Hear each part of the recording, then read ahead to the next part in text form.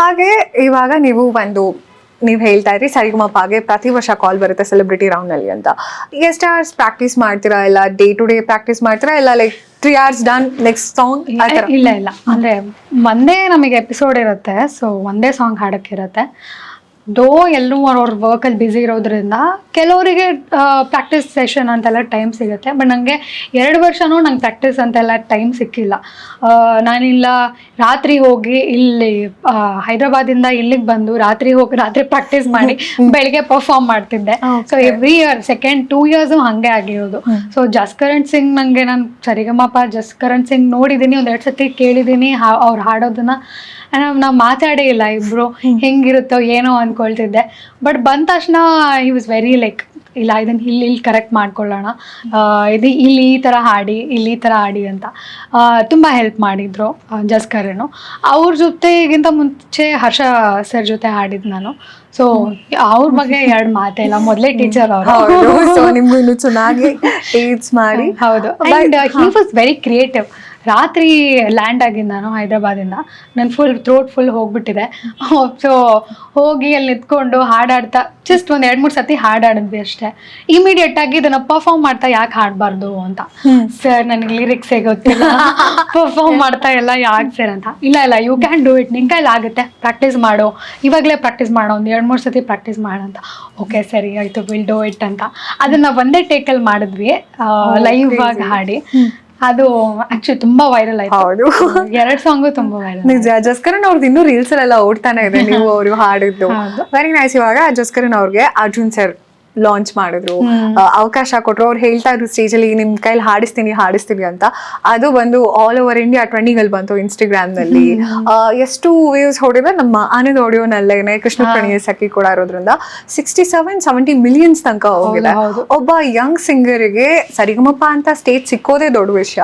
ಅಂತದ್ರಲ್ಲಿ music director Arjun sir ಅವರು chance ಕೊಟ್ರು. ಇವಾಗ ನಿಮ್ಗೂ ಕೂಡ ಝೀ ಬಂದ ಮೇಲೆ ನಿಮ್ಮ ಲಕ್ ಚೇಂಜ್ ಆಯ್ತು ಅಂತ ಅನ್ಸುತ್ತಾ? ಝೀ ಕನ್ನಡ ಅದೇ ನಾನು ಹೇಳ್ದಂಗೆ ಒಂದು ದೊಡ್ಡ ಟರ್ನಿಂಗ್ ಪಾಯಿಂಟ್ ನನಗೆ. ನಾನು ಯಾವಾಗಲೂ ನನ್ನ ಮನಸ್ಸಲ್ಲಿ, ನನ್ನ ತಲೆಯಲ್ಲಿ ಒಂದು ಸ್ಪೆಷಲ್ ಜಾಗ ನಾನು ಝೀ ಕನ್ನಡ ಕೊಟ್ಟಿರ್ತೀನಿ. ಬಿಕಾಸ್ ನನಗೆ ನನ್ನ ಲೈಫ್ನ ನಂಗೆ ತೋರಿಸ್ಕೊಟ್ಟಿರೋದು ಝೀ ಕನ್ನಡ. ಆ್ಯಂಡ್ ಯಾವುದೇ ಒಂದು ಸ್ಟೆಪ್ ತೊಗೊಂಡು ನಾವು ಜೊತೆಗಿರ್ತೀವಿ ಅಂತ ಹೇಳಿರೋದು Zee Kannada. So I am really very grateful. ನಂಗೆ ಗಟ್ಟಿ ಮೇಳ ಕೊಡ್ತು, ಇವಾಗ ಅಣ್ಣಯ್ಯ ಕೊಟ್ಟಿದೆ, ಆ್ಯಂಡ್ ನಾನು ಕಂಟಿನ್ಯೂಸ್ ಆಗಿ ನನಗೆ ಕೆಲಸ ಕೊಟ್ಟಿದೆ. So I am always grateful. Very nice. Nisha, so ನಿಮ್ಮ ಫೇವ್ರೆಟ್ ಸಿಂಗರ್ ಯಾರು? ನೀವು ಬೆಳೀತಾ ಯಾರ ಸಾಂಗ್ಸ್ನ ತುಂಬ ಕೇಳ್ತಾ ಇದ್ರಿ? ನಾನು ಸುಮಾರು ಜನನ ತುಂಬ ಇಷ್ಟಪಟ್ಟು ಕೇಳ್ತೀನಿ. ರಾಜೇಶ್ ಕೃಷ್ಣ ಸರ್, ಹಾಗೆ ಸೋನು ನಿಗಮ್, ಸೊ ಶ್ರೇಯಾ ಘೋಷಲ್ ಮ್ಯಾಮ್, ಸುಮಾರು ಜನ ಇದ್ದಾರೆ. ಅಂತ ಯಾರಿಲ್ಲ. ಸೊ ನೀವು ಟ್ರಾವೆಲ್ ಮಾಡೋದ್ರಿಂದ you must be listening to music a lot. Okay. So ಹಂಗಾಗಿ ಇವಾಗ ಬರ್ತಿರೋ ಸುಮಾರು ಜನ ಹೆಂಗಸರ್, ಅನುರಾಧ ಮ್ಯಾಮ್, ಮತ್ತೆ ನಮ್ಮ ಪೃಥ್ವಿ ಭಟ್, ಅವ್ರ ವಾಯ್ಸ್ ಎಲ್ಲ ಕೇಳಕ್ಕೆ ಒಂಥರ ಖುಷಿ ಆಗತ್ತೆ ನಮ್ಮ ಕನ್ನಡದವರು. ನಿಜ. ಸೊ ಪರ್ಟಿಕ್ಯುಲರ್ ಪಿಕ್ ಅಂತ ಏನೂ ಇಲ್ಲ, ಜಾನ್ರಾ ಆದ್ರೂ ಪಿಕ್ ಮಾಡ್ತೀರಾ ಟ್ರಾವೆಲಿಂಗ್ ಮಾಡೋದಕ್ಕೆ, ಮ್ಯೂಸಿಕ್ ಕೇಳ್ಕೊಂಡು ಹೋಗೋದಕ್ಕೆ? ಅಂತ ಏನಿಲ್ಲ ನಂಗೆ, ಕನ್ನಡ ಮ್ಯೂಸಿಕ್ ಅಂತೆಲ್ಲ, Kannada hits all kind of, ನಾನು ಎಲ್ಲಾ ಲ್ಯಾಂಗ್ವೇಜು ಕೇಳ್ತೀನಿ. ಸೊ ಹಂಗಾಗಿ I love music. Speaking of languages, ನೀವು ಮಲಯಾಳಿ ಅಲ್ಲ? ಹೌದು. Okay. Born and brought up ಎಲ್ಲ ಬೆಂಗಳೂರಲ್ಲ? Bengaluru. Okay. Mother tongue Malayalam. ನಮ್ಮ ಮನೆಯಲ್ಲಿ ನಾವು ಮಾತಾಡೋದು ಅಚ್ಚ Kannada. Okay. Very nice. So ನಿಮಗೆ ಸೌತ್ ಇಂಡಿಯಾದಲ್ಲಿ ಮಲಯಾಳಂ, ಕನ್ನಡ, ತೆಲುಗು ಎಲ್ಲ ಬರುತ್ತೆ. ತಮಿಳ್ ಕೂಡ ಕಲ್ತ್ಕೊಂಡಿದ್ರೆ ಏನು? ತಮಿಳ್ ಅರ್ಥ ಆಗುತ್ತೆ, ಬಟ್ ಕಾಂಟ್ ಸ್ಪೀಕ್. ಮಲಯಾಳಂ ಕೂಡ ಐ ಕ್ಯಾನ್ ಸ್ವಲ್ಪ ಮಾತಾಡ್ಬೋದು, ಬಟ್ ಅರ್ಥ ಆಗತ್ತೆ.